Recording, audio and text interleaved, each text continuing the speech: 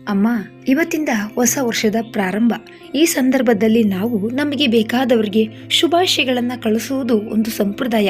ಆದರೆ ಸುನಾಮಿ ದೈತ್ಯ ಅಲೆಗಳ ಅಟ್ಟಹಾಸದಿಂದಾಗಿ ಲೆಕ್ಕವಿಲ್ಲದಷ್ಟು ಜನ ಸಾವನ್ನಪ್ಪಿ, ಲೆಕ್ಕವಿಲ್ಲದಷ್ಟು ಜನ ಮನೆ ಮಠ ಕಳೆದುಕೊಂಡು ನಿರ್ಗತಿಕರಾಗಿರುವ ಸಂದರ್ಭದಲ್ಲಿ ಶುಭಾಶಯ ಕೋರುವುದು ತುಂಬಾ ಅಸಹಜವಾಗಿ ಕಾಣುವುದರಲ್ಲಿ ಸಂಶಯವಿಲ್ಲ. ಈ ಹಿನ್ನೆಲೆಯಲ್ಲಿ ಈಗ ನೀನಿರುವ ನೆಲೆ ಎಷ್ಟು ಸುಭದ್ರವಾಗಿದೆ ಎಂದು ನಾನು ಆಲೋಚಿಸುವಂತಾಗಿದೆ. ನನ್ನ 48ರ ಪ್ರಾಯದಲ್ಲಿ 70ರ ಪ್ರಾಯದ ಒಬ್ಬ ವೃದ್ಧನ ಪತ್ನಿಯಾಗಿ ನನ್ನ ಬಾಳಿನ ಹೊಸ ಅಧ್ಯಾಯ ಪ್ರಾರಂಭಿಸಿರುವುದು ನಿನಗೆ ಇಡಿಸದೆ, ಇಷ್ಟು ವರ್ಷ ನನ್ನೊಡನೆ ಸುಖ ದುಃಖಗಳಲ್ಲಿ ಭಾಗಿಯಾಗಿದ್ದ ನೀನು ಒಮ್ಮೆಲೆ ಸಿಟ್ಟಿಗೆದ್ದು ನನ್ನನ್ನು ತೊರೆದು ಹೋಗಿರುವುದು ನನಗೆ ತುಂಬಾ ನೋವಾಗಿದೆ. ನಿಜ, ನಿನಗೆ ಗಂಡ್ಮಕ್ಳಿದ್ದಾರೆ. ಅವರವರ ಪಾಡಿಗೆ ಹೇಗೋ ತಮ್ಮ ತಮ್ಮ ಹೆಂಡತಿ ಮಕ್ಕಳೊಂದಿಗೆ ಸಂಸಾರ ಸಾಗಿಸಿಕೊಂಡು ಅವರುಗಳಿದ್ದಾರೆ.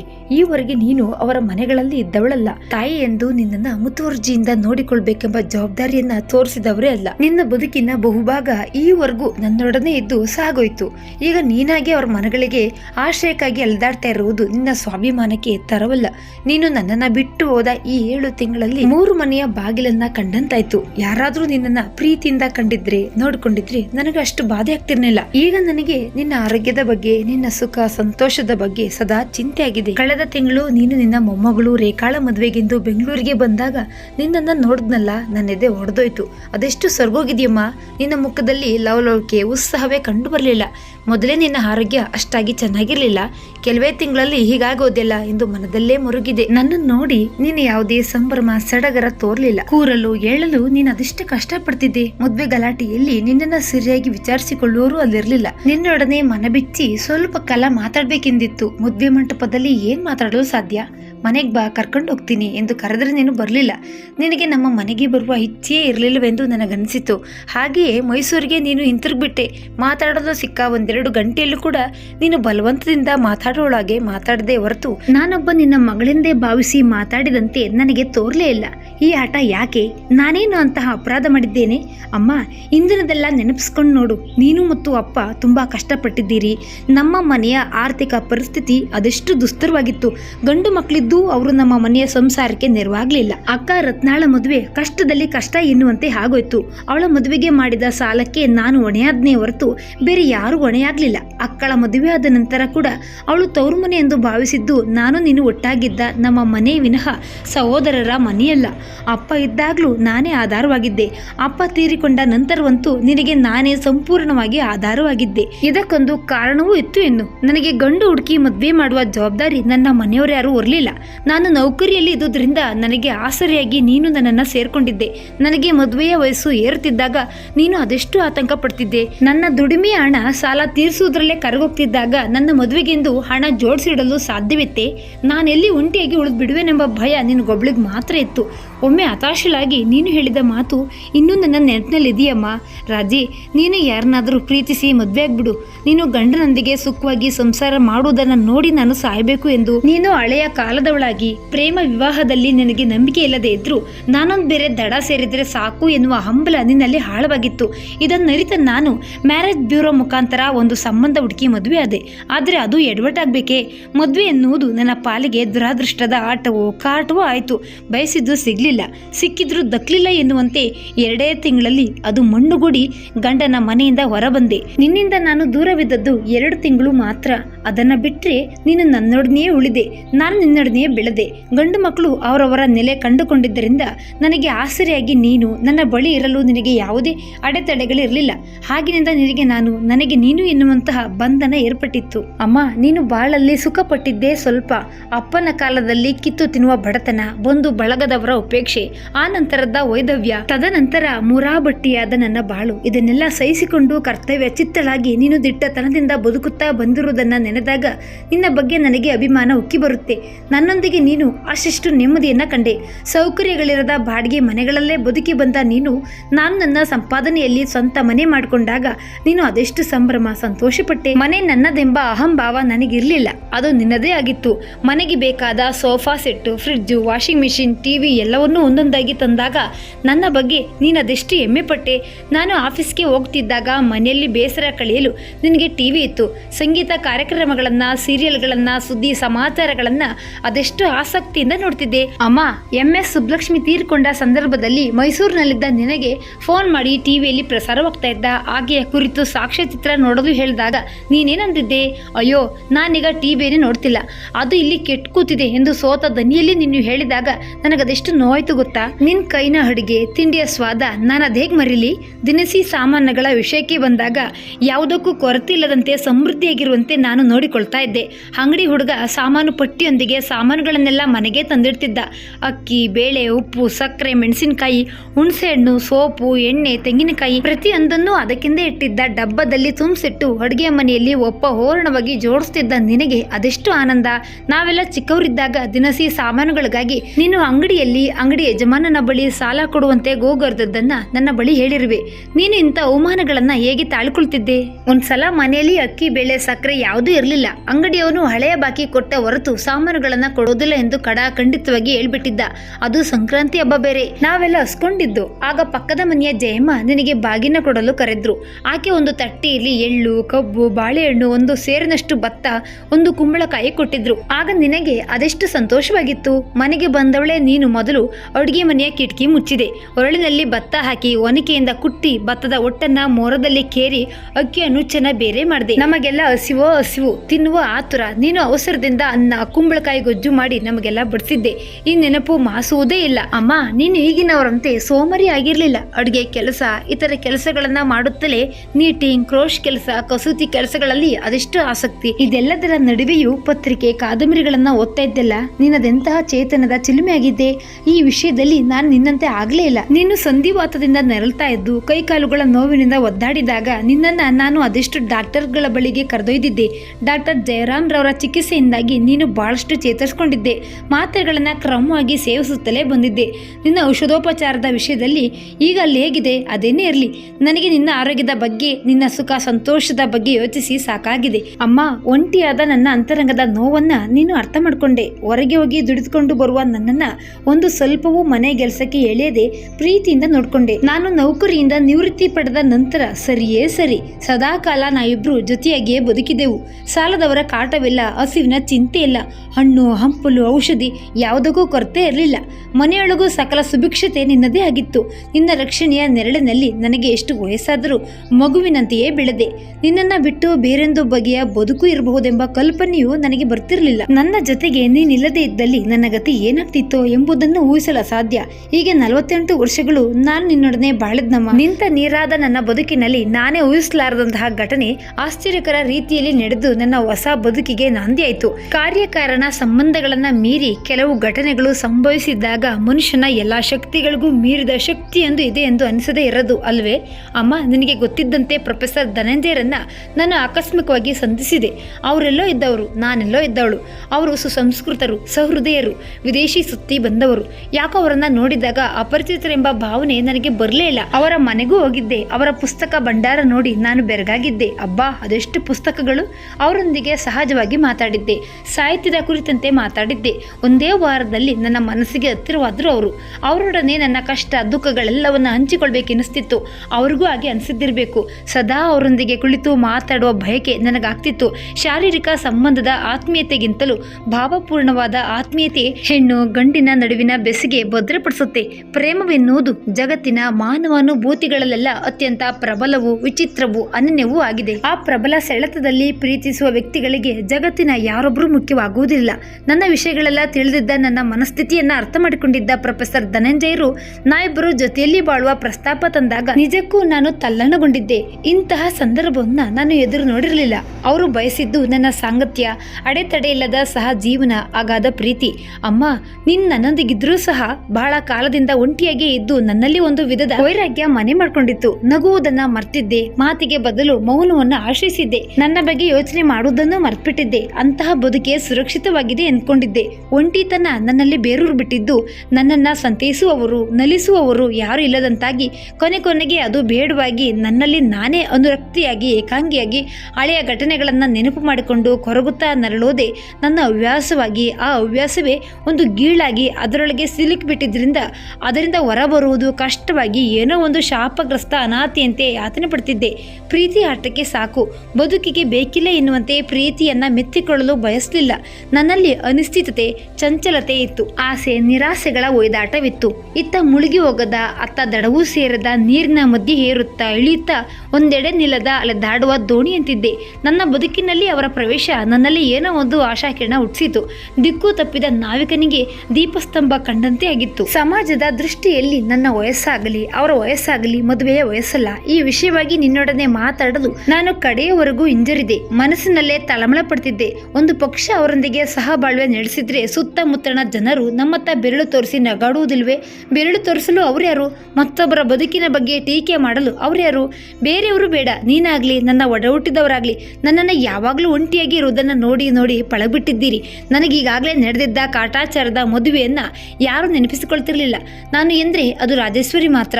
ನನ್ನ ಹೆಸರಿನ ಮುಂದೆ ಒಬ್ಬ ಗಂಡಸಿನ ಹೆಸರು ಸೇರುವುದಾಗ್ಲಿ, ನನ್ನ ಭೌತಿಕ ಕಾಯದ ಜೊತೆಗೆ ಯಾವುದೇ ಗಂಡಸನ್ನ ಕಲ್ಪಿಸಿಕೊಳ್ಳಲು ನಮ್ಮ ಮನೆಯವರಿಂದ ಸಾಧ್ಯವೇ ಇರಲಿಲ್ಲ. ಸ್ವತಃ ನನ್ನಿಂದಲೂ ಇದು ಸಾಧ್ಯವಿರಲಿಲ್ಲ. ನನಗೆ ಇದು ಮುಜುಗರದ ವಿಷಯವಾಗಿತ್ತು.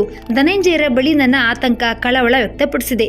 ನಮ್ಮ ಸಹ ಜೀವನದ ಕುರಿತಂತೆ ಸಾಧಕ ಬಾಧಕಗಳನ್ನ ಚರ್ಚಿಸಿದೆ. ಅವ್ರು ಹೇಳಿದ್ರು, ನಾವು ಬೇರೆಯವರನ್ನ ವಂಚಿಸುವುದು ಎಷ್ಟು ಅನ್ಯಾಯವೋ ನಮ್ಮನ್ನ ನಾವು ವಂಚಿಸಿಕೊಳ್ಳುವುದು ಅಷ್ಟೇ ಅನ್ಯಾಯ. ಈ ಆತ್ಮ ವಂಚನೆಯಿಂದ ಹೊರಗೆ ಬಾ. ನೀನು ನಿನಗಾಗಿ ಬಾಳ್ಲೇ ಇಲ್ಲ, ಇತರರಿಗಾಗಿ ಬಾಳಿದು ಸಾಕು. ವಿಧಿ ನಿನ್ ಮೇಲೆ ಏಕಾಂಗಿತನ ಏರ್ಬಿಡ್ತು. ಇಷ್ಟಕ್ಕೂ ನೀನು ಯಂತ್ರವೇ? ನೀನೊಬ್ಬಳು ಮನುಷ್ಯಳು ಎನ್ನುವುದನ್ನ ತಿಳಿ. ನೀನು ಬದುಕಿನಲ್ಲಿ ಸೋತಿರಬಹುದು. ಸೋಲು ಗೆಲುವು ಮುಖ್ಯವಲ್ಲ, ಸಾರ್ಥಕತೆ ಮುಖ್ಯ. ನನಗಾಗ್ಲಿ ನಿನಗಾಗ್ಲಿ ಉಳಿದ ದಿನಗಳು ಅಲ್ಪ. ಸತ್ತ ನಂತರ ಮರು ಜನ್ಮ ಇದೆಯೇ? ನೀನು ಸಾಕಷ್ಟು ಕಳೆದುಕೊಂಡಿದ್ದೀಯ. ಇನ್ನು ಹೊಸದಾಗಿ ಕಳೆದುಕೊಳ್ಳುವುದಾದ್ರೂ ಏನಿದೆ? ಪ್ರೀತಿ ಇಲ್ಲದೆ ಬದುಕೋದಕ್ಕಿಂತ ಪ್ರೀತಿಗಾಗಿ ಸಾಯೋದೇ ಮೇಲು ಅಲ್ವಾ? ನಿರಾಶಾ ಭಾವನೆ, ಖಿನ್ನತೆಯನ್ನ ಒಡೆದೋಡಿಸು. ನಮ್ಮಿಬ್ಬರಲ್ಲಿ ಅನೇಕ ಕಾಮನ್ ಅಂಶಗಳಿವೆ. ಪರಸ್ಪರ ಸುಖ ದುಃಖಗಳನ್ನ, ವಿಚಾರ ಚಿಂತನೆಗಳನ್ನ ಹಂಚಿಕೊಳ್ಳುತ್ತಾ ಸಂಗಾತಿಗಳಾಗಿ ಚೈತನ್ಯ ಪೂರ್ಣರಾಗಿ ಬದುಕೋಣ. ಹಕ್ಕಿಯಾಗುವಿಯೋ ಹಲ್ಲಿಯಾಗುವಿಯೋ ಆಕೆ ನಿನ್ನದು. ಅಮ್ಮ, ಈ ವಿಷಯವನ್ನೆಲ್ಲ ಈಗ ನಿನ್ನಲ್ಲಿ ಮನೆ ಬಿಚ್ಚಿ ಹೇಳ್ತಿದ್ದೀನಮ್ಮ. ಬೇಸರ ಪಡದೆ ಓದು. ಧನಂಜಯರ ಮಾತುಗಳ ಬಗ್ಗೆ ಯೋಚಿಸಿ ಸುಸ್ತಾದೆ. ಅವರ ಸವಾಲನ್ನ ಸ್ವೀಕರಿಸುವುದೋ ನಿರಾಕರಿಸುವುದೋ ತಿಳಿಯದೆ ಚಡಪಡಿಸಿದೆ. ಅವರಿಗೆ 70 ವರ್ಷ ವಯಸ್ಸು, ಹಾರ್ಟ್ ಸರ್ಜರಿ ಆಗಿದೆ, ಡಯಾಬಿಟಿಸ್ ಇದೆ. ಹೀಗಿರುವಾಗ ಅವರು ಇನ್ನೆಷ್ಟು ಕಾಲ ಬದುಕಬಹುದು ಎಂಬ ವಿಚಾರ ಬಂತು. ನಂತರ ನಾನೇ ಸಮಾಧಾನ ಮಾಡ್ಕೊಂಡೆ. ಸಾವು ಎಂಬುದು ಈಗಲೇ ಬರ್ಬೋದು, ಹಲವು ವರ್ಷಗಳು ಕಳೆದ್ಮೇಲೆ ಬರ್ಬೋದು. ಅದು ಯಾರ ಕೈಯಲ್ಲಿದೆ? ವಯಸ್ಸಾದ ನಂತರವೇ ಮನುಷ್ಯ ಸಾಯಬೇಕೆಂದು ಯಾವ ನಿಯಮವೂ ಇಲ್ವಲ್ಲ. ಕೆಲವರು ಚಿಕ್ಕ ವಯಸ್ಸಿನಲ್ಲೇ ಸಾಯುವರಲ್ಲ, ಅಪಘಾತದಲ್ಲೋ ವ್ಯಾಧಿಯಲ್ಲೋ ಮತ್ತಿನೆಂಥದ್ದೋ ದುರಂತದಲ್ಲೋ. ಇಷ್ಟು ಹೇಳುವ ನಾನೇ ಅವರಿಗಿಂತ ಮುಂಚೆ ಸಾಯಬಹುದು, ಯಾರು ಗೊತ್ತು? ಹೌದು, ಒಂದು ದೀಪ ಎಷ್ಟೊತ್ತು ಉರಿಯಿತು ಎಂಬುದು ಮುಖ್ಯವಲ್ಲ, ಅದು ಉರಿದ ಕ್ಷಣಗಳಲ್ಲಿ ಅದು ಎಷ್ಟು ಪ್ರಕಾಶ ಕೊಟ್ಟಿತು ಎನ್ನುವುದು ಮುಖ್ಯ. ಪ್ರೀತಿಯ ಪಾಡು ಅಷ್ಟೇ. ಒಂದು ಕಡೆ ಉರಿ, ಇನ್ನೊಂದು ಕಡೆ ಬೆಳಕು. ಇಷ್ಟಕ್ಕೂ ಬದುಕು ಎಂದ್ರೆ ಇತರರ ಮುಂದೆ ನಟಿಸುವ ನಾಟಕವಲ್ಲ, ನಮಗಾಗಿ ಬಾಳುವ ರೀತಿ. ನನ್ನ ಮೊಬ್ಬಾದ ತಿಳುವಳಿಕೆಯಲ್ಲೇ ನಾನು ಆಯ್ಕೆ ಮಾಡುವಂತೆ ಬದುಕು ನನ್ನನ್ನು ಬಲವಂತ ಮಾಡ್ತು. ನನ್ನನ್ನು ಪ್ರೀತಿಸುವ, ನನ್ನನ್ನು ಅರ್ಥ ಮಾಡಿಕೊಳ್ಳುವ, ನನ್ನ ಅಭಿರುಚಿಗಳಿಗೆ ಪ್ರೋತ್ಸಾಹ ನೀಡುವ, ನನ್ನನ್ನು ನಡೆಸಿಕೊಂಡು ಹೋಗುವ ಒಬ್ಬ ಗಂಡಸು ಜೊತೆ ಸಿಗುವಂತಾದಾಗ ಒಂಟಿಯಾಗಿ ನಾನು ಬಾಳಿದ್ದು ಸಾಕು. ಬೇರೊಂದು ಬಗೆಯ, ನಾನು ಈವರೆಗೆ ಅನುಭವಿಸದ ಹೊಸ ಬಗೆಯ ಬಾಳನ್ನ ನಾನೇಕೆ ಬಾಳ್ಬಾರ್ದೆಂದು ನಾನೇ ನಿರ್ಧಾರ ತೆಗೆದುಕೊಂಡೆ. ಇಷ್ಟಕ್ಕೂ ಅವರು ವಿದುರರು. ಅವರ ಮಕ್ಕಳು ವಿದೇಶದಲ್ಲಿದ್ದಾರೆ. ಅವರಿಗೆ ಯಾವುದೇ ಜವಾಬ್ದಾರಿಗಳಿಲ್ಲ. ನನ್ನ ವಿಷಯದಲ್ಲಿ ನೀನೊಬ್ಬಳ ಜವಾಬ್ದಾರಿ ಬಿಟ್ರೆ ಬೇರೆ ಅಭ್ಯಂತರವಿರಲಿಲ್ಲ. ಅವರನ್ನ ಭೇಟಿಯಾಗುವ ಮುಂಚೆ ನನ್ನಲ್ಲಿ ಭಯವೋ ಭಯವಿತ್ತು. ಮನುಷ್ಯರನ್ನ ಕಂಡರೆ ಭಯ, ಸಮಾಜದ ಭಯ, ಪ್ರಪಂಚವೇ ಒಂದು ಭಯಂಕರ ಭಯದ ಕೂಪವಾಗಿತ್ತು. ಅವರ ಸಹವಾಸದಿಂದಾಗಿ ನನ್ನಲ್ಲಿನ ಪುಕ್ಕಲುತನವೆಲ್ಲ ಹೋಗಿ ಧೈರ್ಯವಂತಳಾದೆ. ಉತ್ಸಾಹದಿಂದ ಕೂಡಿದ ವ್ಯಕ್ತಿಗಳಿಗೆ ಅಸಾಧ್ಯವೆನ್ನುವುದು ಯಾವುದೂ ಇಲ್ಲ. ನಮ್ಮಿಬ್ಬರ ಮಹತ್ವಪೂರ್ಣ ನಿರ್ಧಾರದಿಂದ ನಾವು ಮಾನಸಿಕವಾಗಿ ಸದೃಢರಾದೆವು. ಅಮ್ಮ, ನಿನ್ನೊಡನೆ ನಾನು ಹಿಂದೆ ನಡೆದದ್ದೆಲ್ಲ ಮರೆತು ಒಂದು ಬಗೆಯ ತೃಪ್ತಿಯಿಂದ ಬದುಕಿರ್ತಿದ್ದೆ ಎಂದು ನಿನಗೆ ಅನಿಸಿರ್ಬೋದು. ಅದು ಕೇವಲ ಮೇಲ್ನೋಟಕ್ಕೆ ಆಗಿತ್ತೇ ವಿನಃ ಏನೋ ಒಂದು ದೊಡ್ಡ ಕೊರತೆ ನನ್ನನ್ನು ಸದಾ ಬಾಧಿಸುತ್ತಲೇ ಇತ್ತು. ನಾನು ಮಾನಸಿಕವಾಗಿ ನಿನ್ನ ಮಗುವಿನಂತೆ ಇದ್ರೂ ಪ್ರತಿಯೊಂದರಲ್ಲೂ ನನ್ನದೇ ಮುಂದಾಳತ್ವ. ಮನೆಯ ವ್ಯವಹಾರ, ಬ್ಯಾಂಕಿಗೆ ಹೋಗಿ ಬರುವುದು, ಅಂಗಡಿಗೆ ಹೋಗುವುದು, ಅದು ಬೇಕು ಇದು ಬೇಕು ಎಂದು ನಿರ್ಣಯಗಳನ್ನು ತೆಗೆದುಕೊಳ್ಳುವುದು, ಇದೆಲ್ಲ ನನಗೆ ಸಾಕಾಗೋಗಿತ್ತು. ಇದನ್ನೆಲ್ಲ ನೋಡಿಕೊಳ್ಳುವ ಗಂಡಸೊಬ್ಬನಿದ್ದರೆ ಎಲ್ಲಾ ಜವಾಬ್ದಾರಿ ಅವನಿಗೆ ಬಿಟ್ಟು ನಿಶ್ಚಿಂತೆಯಿಂದ ಇರ್ಬೋದಿತ್ತಲ್ಲ ಎಂದು ನನ್ನ ಅಂತರಾಳದಲ್ಲೆಲ್ಲೋ ಕೊರೆಯುತ್ತಿತ್ತು ಎಂದು ನನಗನ್ನಿಸುತ್ತದೆ. ಮರವಾಗಿರುವುದಕ್ಕಿಂತ ಒಂದು ಮರಕ್ಕೆ ಬಳ್ಳಿಯಾಗಿರುವುದರಲ್ಲಿ ಎಷ್ಟೊಂದು ಸೊಗಸಿದೆ. ಬಹುಶಃ ಧನಂಜಯರ ಕರೆಗೆ ಹೋಗೊಟ್ಟಿದ್ದಕ್ಕೆ ಇದು ಒಂದು ಕಾರಣವಿರ್ಬೋದು. ಅಮ್ಮ, ನೀನು ನನ್ನಿಂದ ಸಿಡಿದು ಓದುವುದರ ಕಾರಣವನ್ನ ನಾನು ಊಹಿಸಬಲ್ಲೆ. ನನ್ನವರಿಗೆ ವಯಸ್ಸು 70 ಎಂದಾಗ ಅಯ್ಯೋ ಎಂದು ನೀನು ಕೊರಗಿದೆ, ಅಳುತ್ತಾ ಕುಳಿತೆ. ನಿಜ, ಅಂದು ನಿನಗೆ ಆಘಾತವಾಗಿತ್ತು. ಆತ ಮುದುಕ, ಅವರೊಡನೆ ನೀನು ಎಷ್ಟು ಕಾಲ ಬಾಳಬಲ್ಲೆ ಎಂದು ಆತಂಕ ವ್ಯಕ್ತಪಡಿಸಿದೆ. ನಾನು ಅವರೊಡನೆ ಅಲ್ಪ ಕಾಲ ಬದುಕಿದ್ರೂ ಪರವಾಗಿಲ್ಲ, ಹೀಗೆ ಇರೋದಕ್ಕಿಂತ ಅದು ಮೇಲು ಎಂದು ವಾದಿಸಿದೆ. ನನ್ನ ನಿರ್ಧಾರವನ್ನ ಹುಚ್ಚುತನವೆಂದು ನೀನು ಟೀಕಿಸಿದೆ. ಮರಣಕ್ಕೆ ಸಮೀಪದ ವಯಸ್ಸಿನ ವೃದ್ಧನನ್ನ ಕಟ್ಕೊಂಡಲ್ಲ ಎಂದು ನೀನು ಬಹಳ ದುಃಖಪಟ್ಟೆ. ನನ್ನ ಉದ್ದಟತನದ ಉತ್ತರದಿಂದ ನಿನಗೆ ನೋವಾಯಿತು. ಸಮಾಜ ನಮ್ಮನ್ನ ಅಪಹಾಸ್ಯ ಮಾಡುತ್ತೆ ಎಂದು ನೀನು ಶಂಕಿಸಿದೆ. ಈ ಸಮಾಜ ಅಂದ್ರೆ ಏನು, ಇದಕ್ಕೆ ಎಷ್ಟು ಪ್ರಾಮುಖ್ಯತೆ ಕೊಡಬೇಕು ಎಂದು ನಾನು ಅದಾಗಲೇ ಯೋಚಿಸಿದ್ದೆ. ನೀನು ನನ್ನ ಯಾವುದೇ ಮಾತುಗಳನ್ನ ಕೇಳಲು ಸಿದ್ಧಳೇ ಇರಲಿಲ್ಲ. ಅಂದು ನೀನು ನಿರ್ದಾಕ್ಷಿಣ್ಯವಾಗಿ ನನ್ನನ್ನು ತೊರೆದೋದೆ. ನಿನ್ನ ಕೋಪವು ಶೋಕದ ಇನ್ನೊಂದು ರೂಪ ಅಷ್ಟೇ ಎಂದು ತಿಳಿಯಲೆ ವೃದ್ಧನಾದವನೊಬ್ಬ ತನಗಿಂತಲೂ ಬಹಳ ಚಿಕ್ಕವಳಾದ ಅನಾಥ ಹೆಣ್ಣನ್ನ ತನ್ನ ಲೈಂಗಿಕ ಚಾಪಲ್ಯಕ್ಕಾಗಿಯೋ ಅಥವಾ ತನ್ನ ಮನೆ ಮತ್ತು ಮಕ್ಕಳನ್ನ ನೋಡಿಕೊಳ್ಳುವ ಸಲುವಾಗಿಯೋ ಮದುವೆ ಆಗುವುದು ನಮ್ಮ ಸಮಾಜದಲ್ಲಿ ಹೊಸದೇನೂ ಅಲ್ಲ. ಅಂತ ಮದುವೆಗಳನ್ನ ನಾವು ಖಂಡಿಸುತ್ತಾ ಬಂದಿದ್ದೇವೆ. ಏಕೆಂದ್ರೆ ಇದೊಂದು ಬಗೆಯ ಸ್ತ್ರೀ ಶೋಷಣೆ, ಸ್ತ್ರೀ ಮಾರಾಟ. ಆದ್ರೆ ನಮ್ಮ ದಾಂಪತ್ಯ ಇದರಿಂದ ತುಂಬಾ ಭಿನ್ನವಾದದ್ದು. ನಾನೇ ಅವರನ್ನ ಇಷ್ಟಪಟ್ಟು ಅವರೊಡನೆ ಬಾಳಲು ಹೊರಟಿದ್ದೇನೆ. ನಮಗೆ ಮಕ್ಕಳು ಬೇಕಿಲ್ಲ. ನನಗೆ ಇವರು ಸಂಪಾದಿಸಿ ಹೊಟ್ಟೆ ಒರೆಯಬೇಕಿಲ್ಲ. ನಾನಿರುವುದು ಅವರ ಮನೆಯಲ್ಲ, ನನ್ನ ಮನೆಯಲ್ಲಿ. ಅವರು ಬಂದಿರುವುದು ನನಗಾಗಿ, ನನಗೊಬ್ಬ ಸಂಗಾತಿಯಾಗಿ, ಗೆಳೆಯನಾಗಿ, ಗುರುವಾಗಿ, ಗಂಡನೆಂಬ ಅರ್ಥದಲ್ಲ. ನನ್ನ ಮೇಲೆ ಅಧಿಕಾರ ಚಲಾಯಿಸಲು ಅಲ್ಲ. ಅವರಲ್ಲಿ ಎಳ್ಳಷ್ಟು ಸ್ವಾರ್ಥವಿಲ್ಲ. ಅವರು ಎಲ್ಲಾ ಇದ್ದವರು, ಎಲ್ಲಾ ಕಂಡವರು, ತುಂಬಾ ಅನುಭವಿ. ಅವರಿಗೆ ಜೊತೆಗೊಂದು ಜೀವ ಬೇಕಿತ್ತು. ನಾನು ಸಿಕ್ಕೆ. ನಾನು ಅವರನ್ನಾಗ್ಲಿ ಅವರು ನನ್ನನ್ನಾಗ್ಲಿ ಆರ್ಥಿಕವಾಗಿ ಅವಲಂಬಿಸಿಲ್ಲ. ಎಲ್ಲಿ ಅವಲಂಬನೆ ಬರುತ್ತದೋ ಅಲ್ಲಿ ಯಜಮಾನಿಕೆ ಮತ್ತು ದಾಸ್ಯ ಉಂಟಾಗುತ್ತದೆ. ನಮ್ಮಿಬ್ಬರ ಬದುಕಿನಲ್ಲಿ ಆರ್ಥಿಕ ಸುಭದ್ರತೆ ಇದೆ, ಮಾನಸಿಕ ಪ್ರಬುದ್ಧತೆ ಇದೆ. ನಾವಿಬ್ಬರು ಓದುವುದರಲ್ಲಿ, ಬರೆಯುವುದರಲ್ಲಿ, ಸಾಹಿತ್ಯಕ್ಕೆ ಸಂಬಂಧಪಟ್ಟ ವಿಷಯಗಳನ್ನ ಚರ್ಚಿಸುವುದರಲ್ಲಿ ನಿರತರಾಗಿರುತ್ತೇವೆ. ನಾನು ಮರಳಾಗುವುದೇ ಅವರ ಬೌದ್ಧಿಕ ಮತ್ತು ಸಾಹಿತ್ಯಿಕ ಪ್ರತಿಭೆಗಾಗಿ, ಅವರ ಪ್ರೀತಿಗಾಗಿ. ನಮ್ಮ ಮನೆ ಎನ್ನುವುದು ಈಗ ಒಂದು ಗ್ರಂಥಾಲಯವಾಗಿದೆ. ಎಷ್ಟೊಂದು ಅಮೂಲ್ಯ ಸಾಹಿತ್ಯ ಕೃತಿಗಳಿವೆ ಗೊತ್ತೇ. ಹಾಗೆ ನೋಡಿದ್ರೆ ನಮ್ಮದು ಮದುವೆ ಎನ್ನುವುದಕ್ಕಿಂತಲೂ ಸಹಬಾಳ್ವೆ ಎನ್ನುವುದೇ ಸರಿ. ಮದುವೆ ಎನ್ನುವ ಅರ್ಥದಲ್ಲಿ ನಾವು ಮದುವೆ ಆಗಿಲ್ಲ, ಹೂಮಾಲೆಗಳನ್ನ ಬದಲಾಯಿಸ್ಕೊಂಡಿಲ್ಲ, ಲಗ್ನ ಪತ್ರಿಕೆ ಇಲ್ಲ, ವಾಲ್ಗ ಇಲ್ಲ, ತಾಳಿ ಕಟ್ಟಿಲ್ಲ, ಭೋಜನ ಇಲ್ಲ. ನನ್ನ ಮತ್ತು ಇವರ ಸಂಬಂಧ ಅನೈತಿಕವಲ್ಲ ಎನ್ನುವ ಕಾರಣಕ್ಕಾಗಿ ರಿಜಿಸ್ಟರ್ ಮದುವೆ ಆದವು. ಅದಕ್ಕೆ ನಮ್ಮ ಪ್ರಾಮುಖ್ಯತೆ ಇಲ್ಲ, ನಮಗೆ ಮುಂದಿನ ಚಿಂತೆ ಇಲ್ಲ. ಇವತ್ತು ಈಗ ಎನ್ನುವ ವರ್ತಮಾನದಲ್ಲಿ ಬದುಕಲು ನಾವು ಸುಖರಾಗಿದ್ದೇವೆ. ಬದುಕಿನ ಸಂಧಿಯಲ್ಲಿರುವ ನಮಗೆ ಸ್ವಾರ್ಥವಿಲ್ಲ, ಅಂಜಿಕೆ ಇಲ್ಲ, ಜವಾಬ್ದಾರಿ ಅಂತೂ ಇಲ್ಲವೇ ಇಲ್ಲ. ನಮಗಿಷ್ಟ ಬಂದಂತೆ ನಾವು ಬಾಳುತ್ತಿದ್ದೇವೆ. ಇಂತಹ ಸುಯೋಗ ಎಷ್ಟು ಜನರಿಗೆ ಸಿಕ್ಕಿತು, ಎಷ್ಟು ಜನರಿಗೆ ದಕ್ಕಿತು. ಅಮ್ಮ, ಅವರು ನನ್ನನ್ನು ತುಂಬ ಪ್ರೀತಿಯಿಂದ ಜೋಪಾನವಾಗಿ ನೋಡ್ಕೊಳ್ತಿದ್ದಾರೆ. ನಾನು ಬಯಸಿದಂತೆ ಸುಖವಾಗಿ ಬಾಳಲು ಸಾಧ್ಯವಾದದ್ದೇ ಅವರನ್ನ ಕಂಡುಕೊಂಡ ನಂತರ. ಇಂತಹ ಒಂದು ದಾಂಪತ್ಯ ಹೊರದೇಶದಲ್ಲಿ ನಾವು ಎಲ್ಲಾದ್ರೂ ಕಾಣಬಹುದೇನೋ. ನಮ್ಮ ದೇಶದಲ್ಲಂತೂ ತುಂಬಾ ಅಪರೂಪ. ಇಂತಹ ಸಾತ್ವಿಕ ಪುರುಷನನ್ನ ಪಡೆದ ನಾನು ಧನ್ಯೆ. ನನ್ನ ಸುಖವೇ ಅವರ ಸುಖ, ನನ್ನ ದುಃಖವೇ ಅವರ ದುಃಖ. ನಾನು ಹೇಳಿದ್ರೆ ಸಾಲದಮ್ಮ, ನೀನು ಕಣ್ಣಾರೆ ಇದನ್ನ ಕಾಣಬೇಕು. ನನಗೆ ಪುಸ್ತಕ ಓದುವ ಹುಚ್ಚು ಎಷ್ಟಿದೆ ಎಂದು ನಿನಗೆ ಗೊತ್ತಲ್ಲ. ನಾನು ಓದಲು ಕುಳಿತಾಗ ನನ್ನನ್ನ ಯಾವ ಮನೆ ಕೆಲಸಕ್ಕೂ ಎಳೆಯದೆ ನೀನೇ ಎಲ್ಲ ಕೆಲಸ ಮುಗಿಸಿ ಕಾಫಿ ತಂದು ಕೊಡ್ತಾ ಇದ್ದದನ್ನ ನಾನು ಮರ್ತಿಲ್ಲ. ಈಗ ಅದಕ್ಕಿಂತ ಒಂದು ಹೆಜ್ಜೆ ನಾನು ಮುಂದೆ ಬಂದಂತಾಗಿದೆ. ಈ ಪುಸ್ತಕ ಇದೆ ನೋಡು, ಇದನ್ನ ಓದು, ಹೀಗೆ ಬರಿ ಎಂದು ನನ್ನನ್ನ ಅವರೇ ಪ್ರೋತ್ಸಾಹಿಸುತ್ತಿದ್ದಾರೆ. ಓದಿನಲ್ಲಿರುವ ನನ್ನ ಆಸಕ್ತಿ ಉಳಿಯುವಂತೆ ನೀನ್ ಮಾಡಿದೆ, ಅದನ್ನ ಬೆಳೆಸುವಂತೆ ಅವರು ನನ್ನನ್ನ ನೋಡ್ಕೋತಿದ್ದಾರೆ. ಈ ದೃಷ್ಟಿಯಲ್ಲಿ ಅವರು ನಿನ್ನಂತೆ ನನಗೊಬ್ಬ ಅಮ್ಮ. ನಾನು ಮಾಡಿದ್ದು ತಪ್ಪು ಎಂಬ ಭಾವನೆಯೇ ನನಗೆ ಬರ್ತಾ ಇಲ್ಲ. ಯಾವ ಬಗೆಯ ಪಾಪ ಪ್ರಜ್ಞೆಯೂ ಇಲ್ಲ. ಅವರ ಜೊತೆಗೆ ನಾನು ಬಾಳಲು ತೊಡಗಿದ್ದರಿಂದ ಇನ್ನು ಮೇಲೆ ನೀನು ನನಗೆ ಬೇಕಾಗಿಲ್ಲ ಎಂದು ನಾನು ಅನ್ಕೊಂಡಿರ್ಬೇಕೆಂದು ತಪ್ಪು ಅಭಿಪ್ರಾಯ ನಿನ್ನಲ್ಲಿ ಹೇಗೆ ಮುಡ್ತೋ ನನಗೆ ತಿಳಿಯದು. ನಿನಗೆ ಅವರು ಅನ್ಯರೆಂಬ ಭಾವನೆ ಇದೆ. ಹಾಗಾಗಿ ನೀನು ಇಲ್ಲಿಗೆ ಬರಲು ಹಿಂದೇಟು ಆಗ್ತಾ ಇರುವೆ. ಇಲ್ಲಿಗೆ ಬಂದಾಗ ನಿನಗೆ ತಿಳಿಯುತ್ತೆ ಅವರ ಹಿರಿಯ ಗುಣ. ತಾವು ಬಂದು ನೀನು ದೂರವಾಗುವಂತಾಯ್ತು ಎಂಬ ಕೊರಗು ಅವ್ರಿಗೂ ಇದೆ. ನಿನ್ನ ಮೇಲೆ ನನಗೆ ಎಷ್ಟು ಅಭಿಮಾನವಿದೆಯೋ ಅಷ್ಟೇ ಅಭಿಮಾನ ಅವ್ರಿಗೂ ಇದೆ. ಅವರಿಂದ ನಿನಗೇನಾದ್ರೂ ಬಾಧೆಯಾಗುವಂತಿದ್ರೆ ನಾನು ನಿನ್ನನ್ನ ಕರಿತಾ ಇದ್ನೆ. ನೀನ್ ಬಂದ್ರೆ ಈಗಲೂ ಈ ಮನೆ ನಿನ್ನದು, ನನ್ನದು ಎನ್ನುವ ತಮ್ಮ ಪುಸ್ತಕ ರಾಶಿಯೊಂದನ್ನ ಬಿಟ್ರೆ ಅಹಂಕಾರವೇ ಅವರಲ್ಲಿಲ್ಲ. ಹಣವಂತನಿಗಿಂತ ಗುಣವಂತನೊಡನೆ ಬಾಳುವುದರಲ್ಲಿ ಹೆಚ್ಚು ಸುಖವಿದೆ. ಒಮ್ಮೆ ಬಂದು ನೋಡು, ಬೇಸರವಾದ್ರೆ ತಿರುಗಿ ಹೋಗುವಂತೆ. ಇಷ್ಟು ಕಾಲ ಮಗಳು ಒಂಟಿಯಾಗಿದ್ದಾಗ ಅವಳ ಜೊತೆಗೆ ಅಮ್ಮನಿದ್ದಳು. ಈಗ ಅವಳಿಗೆ ಸಂಗಾತಿ ಸಿಕ್ಕ ನಂತರವೂ ಆಕೆ ಮಗಳ ಬಳಿಯಲ್ಲಿರ್ಬೇಕೆ? ಗಂಡು ಮಕ್ಕಳ ಮನೆಯಲ್ಲಿರ್ಬೋದಲ್ಲ ಎಂದೆಲ್ಲ ಕೆಲವು ಜನರು ನಿನ್ನ ತಲೆ ಕೆಡಿಸಿದ್ದಾರೆ. ಹಾಗಾಗಿ ನೀನು ಇಲ್ಲಿಗೆ ಬರುವ ಆಸೆಯನ್ನು ಇಚ್ಛೆಯನ್ನು ಬಿಟ್ಟಾಗಿದೆ. ಇದು ಸರಿಯಲ್ಲ. ಜನ ಅವರವರಿಗೆ ತೋಚಿದಂತೆ ಬಿಸು ಮಾತು ಹೇಳಿಬಿಡ್ತಾರೆ. ನಿನ್ನ ಸ್ವಂತ ಬುದ್ಧಿಯಿಂದ ಯೋಚಿಸ್ ನೋಡು. ಈಗೆಲ್ಲ ಮಗ ಮಗಳು ಎಲ್ಲ ಒಂದೇ ರೀತಿ, ಅವರಲ್ಲಿ ಭೇದ ಬೇಡ. ನಾನು ಹಿಂದೆಲ್ಲ ನಿನ್ನ ಸಂಸಾರಕ್ಕೆ ಒಬ್ಬ ಗಂಡು ಮಗನಂತೆ ನಡೆದುಕೊಂಡೆ. ಈಗಲೂ ಹಾಗೆ ಎಂದು ತಿಳಿದುಕೋ. ನಿನಗೆ ಒಗ್ಗಿದ ಜೀವನವೆಂದ್ರೆ ನನ್ನ ಬಳಿ ಇದ್ದದ್ದೇ. ಅದಕ್ಕೆ ವಿರೋಧವಾಗಿ ವರ್ತಿಸಿದಲ್ಲಿ ನೀನು ನಿನ್ನನ್ನೇ ಆತ್ಮವಂಚನೆ ಮಾಡಿಕೊಂಡಂತೆ. ಇದೇ ಬಗೆಯ ಮಾತನ್ನೇ ಧನಂಜಯರವರು ನನಗೆ ಹೇಳಿದ್ದು. ಅದು ನಿನಗೂ ಅನ್ವಯಿಸುತ್ತೆ ಅಮ್ಮ. ನೀನು ಗಂಡ್ಮಕ್ಕಳ ಮನೆಯಲ್ಲಿ ಇರಬಾರ್ದೆಂದು ನಾನು ಹೇಳ್ತಿಲ್ಲ. ನನ್ನಲ್ಲಿ ಆ ದುರ್ಬುದ್ಧಿ ಇಲ್ಲ. ನನ್ನಲ್ಲಿಗೂ ಬಂದಿರೋ ಎಂದು ಹೇಳ್ತಿದ್ದೇನೆಯೇ ಹೊರತು ನಿನ್ನ ಇಷ್ಟದ ವಿರುದ್ಧ ನನ್ನ ಬಳಿಯೇ ಬಂದಿರು ಎಂದು ನಿನ್ನನ್ನು ಒತ್ತಾಯಿಸ್ತಿಲ್ಲ. ನನ್ನವರೊಡನೆ ಬೇಕೆಂದೇ ಪರಕೀಯ ಭಾವನೆ ಹಠದಿಂದ ಬೆಳೆಸಿ ಅನ್ಯಾಯ ಮಾಡ್ಕೋಬೇಡ. ನೀನು ನನ್ನವರ ಹೊರಗನ್ನ ನೋಡಿದ್ದೀಯ, ವಯಸ್ಸನ್ನ ಅಳ್ದಿದ್ದೀಯೇ ಹೊರತು ಅವರ ಒಳಗನ್ನ, ಅವರ ಮೃದು ಮನಸ್ಸನ್ನ ನೋಡಿಲ್ಲ. 4 ದಿನ ನಮ್ಮೊಡನೆ ನೀನು ಇದ್ರೆ ನಿನಗೆ ಗೊತ್ತಾಗುತ್ತೆ ಅವರು ಎಂಥವರೆಂದು. ನಿನ್ನ ಬಾಯಿಂದಲೇ ಅವರನ್ನ ನಾನು ಪಡೆದದ್ದು ನನ್ನ ಪುಣ್ಯವೊಂದು ನಿಶ್ಚಯವಾಗಿ ಬರುತ್ತದೆ. ನಾನು ಅವರನ್ನ ನಿನ್ನ ಮುಂದೆ ಹೊಗಳುತ್ತಿಲ್ಲ.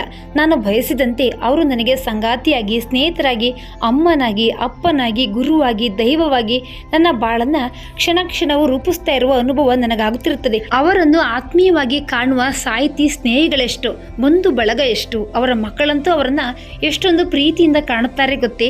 ನನ್ನನ್ನು ಕೂಡ ಅವರ ಜನರು ಗೌರವದಿಂದ ಕಾಣುತ್ತಾರೆ. ಯಾವುದೋ ಮೂಲೆ ಸೇರಿ ನನ್ನ ಬಾಳು ಇಷ್ಟೇ ಎಂದು ಮುದುಡಿ ಕೂತಿದ್ದ ನನಗೆ ಒಂದು ಹೊಸ ಜಗತ್ತೇ ತೆರೆದಂತಾಗಿದೆ. ಅಮ್ಮ, ಹಠ ಸಾಕು. ನಿನ್ನ ನಡುವೆ ಪರದೆ ಬೇಡ. ನೀನು ಹಿಂದಿನಂತೆಯೇ ತಾಯಿಯಾಗು. ನಾನು ನಿನ್ನ ಹಿಂದಿನ ರಾಜ್ಯ ಎಂಬುದನ್ನು ಮರಿಬೇಡ. ನಿನ್ನಿಂದ ದುಡಿಸಿಕೊಳ್ಳುವ ಇಚ್ಛೆ ನನಗಿಲ್ಲ, ನಿನ್ನಿಂದ ಸಾಧ್ಯವೂ ಇಲ್ಲ. ನೀನಾಗಿ ಹಸನ್ಮುಖಿಯಾಗಿ ನನ್ನೊಡನೆ ನಿನ್ನ ಕೊನೆಗಾಲ ಕಳೆಯುವುದನ್ನ ನಾನು ಕಣ್ಣಾರೆ ನೋಡಬೇಕು. ಅದೇನೇ ಇರಲಿ, ನನಗೆ ನಿನ್ನ ಆರೋಗ್ಯದ ಬಗ್ಗೆ ಯೋಚನೆ ಆಗಿದೆ. ಸರಿಯಾಗಿ ಔಷಧಿ ತೆಗೆದುಕೊಳ್ತಾ ಇದ್ದೀಯಾ? ನನ್ನ ಬಳಿ ಹಿಂದೆ ನೀನಿರುವಾಗ ನಾನು ಇದನ್ನೇ ನೋಡಿಕೊಳ್ತಾ ಇದ್ದದ್ದು. ಈಗ ಹೇಗಿದ್ದೀಯೋ ಎಂದು ಆಗಾಗ ನನಗೆ ಯೋಚಿಸಿ ಸಾಕಾಗಿದೆ. ಫೋನ್ ಮಾಡಿದ್ರೆ ನೀನು ಮನಸ್ಸು ಬಿಚ್ಚಿ ಮಾತಾಡುವುದಿಲ್ಲ. ನನಗೆಷ್ಟು ನೋವಾಗುತ್ತದೆ ಗೊತ್ತಾ? ನನಗೀಗ ಸಕಲ ಸೌಭಾಗ್ಯಗಳಿದ್ದು ನೀನು ಸುಖವಾಗಿಲ್ಲದಿದ್ರೆ ಏನು ಪ್ರಯೋಜನ? ನೀನಾಗಲಿ ನಾನಾಗಲಿ ಸ್ಥಿರವಲ್ಲ. ಇರುವಷ್ಟು ದಿನ ನಗು ನಗುತ್ತಾ ಬಾಳೋಣ ಬಾರಮ್ಮ ಪ್ಲೀಸ್. ನಿನ್ನ ಪ್ರೀತಿಯ ರಾಜಿ. ಮತ್ತೊಂದು ಕಥೆಯೊಂದಿಗೆ ಭೇಟಿಯಾಗೋಣ. ಧನ್ಯವಾದಗಳು.